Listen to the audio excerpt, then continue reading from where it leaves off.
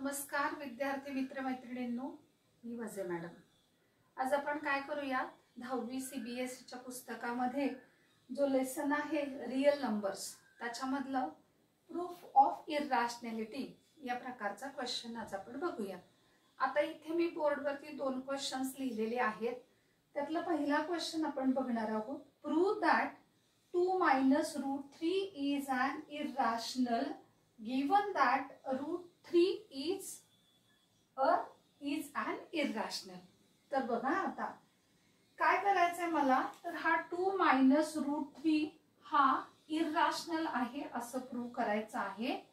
तर मी काय करणार आहे की जे मला काही सांगितलेलं आहे त्याच्यापेक्षा मी वेगळं काहीतरी करणार आहे आणि मग मी असं म्हणणार आहे की suppose 2 - √3 is a rational number, किंवा तुम्ही असं म्हणू शकता की let us assume that 2 - √3 is a rational number। आता rational number चे डेफिनेशन काय आहे, तर it is written in the form of p/q। मग 2 - √3 हा जर का रॅशनल नंबर आहे तर त्याची व्हॅल्यू आहे p/q।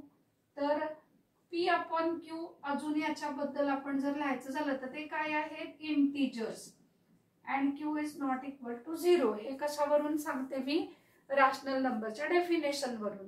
इंटिजर म्हणजे काय आहे, तर तो कुठलाही पॉझिटिव्ह नंबर असू शकतो, निगेटिव्ह असू शकतो, 0 पण असू शकतो।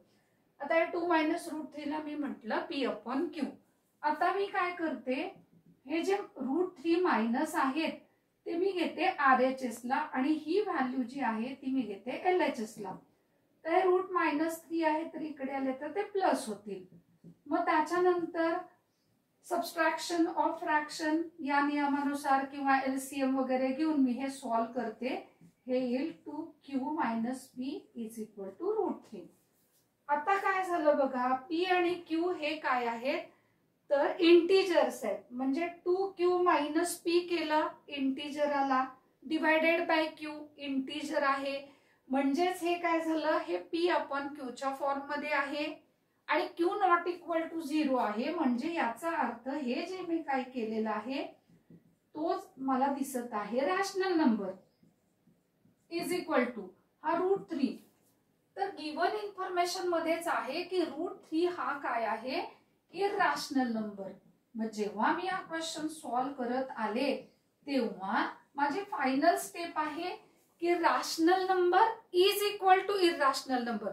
तर रॅशनल नंबर हा वेगळा गट आहे, इरॅशनल नंबर हा वेगळा गट आहे। ते दोन्ही सेम असू शकत नाहीत, किंवा एक odd number is equal to even number असं होऊ शकणार नाही। म्हणजे याचा अर्थ मी जी काही शेवटची स्टेप केलेली आहे ती चुकीची आहे, ती रॉंग स्टेप आहे। मग ही रॉंग का झाली, तर कारण का, तर माझी पहिली स्टेप चुकीची आहे। म्हणजे मी जे काय अज्युम केलेलं आहे ते चुकीचं आहे। मग मी काय अज्युम केलेलं आहे, तर तुम्ही म्हणणार की rational number is not equal to irrational number. मग मी काय अज्युम केलेलं आहे की हा रॅशनल नंबर आहे। तर मी म्हणणार hence our assumption is wrong and therefore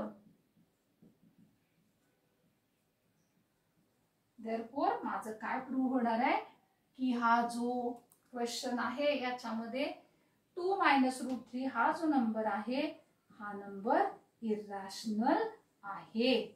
आता दुसरा जो क्वेश्चन आहे त्याच्यामध्येच त्या दोन्हीमध्ये फरक आहे। Prove that √5 is an irrational and hence show that 3 + √5 is also irrational. तर याच्यामध्ये विद्यार्थी मित्र मैत्रिणींनो, प्रूफ ऑफ इरॅशनॅलिटी वरती मी एक व्हिडिओ केलेला आहे। त्याच्यामध्ये √2 कसा इरॅशनल दाखवायचा हे मी शिकवलेलं आहे। त्याचप्रमाणे अगदी तसाच तुम्ही प्रूव्ह करायचा आहे। √5 हा इरॅशनल आहे आणि मग त्याच्या पुढची जी प्रोसिजर आहे ती ह्या क्वेश्चन प्रमाणे करायची आहे।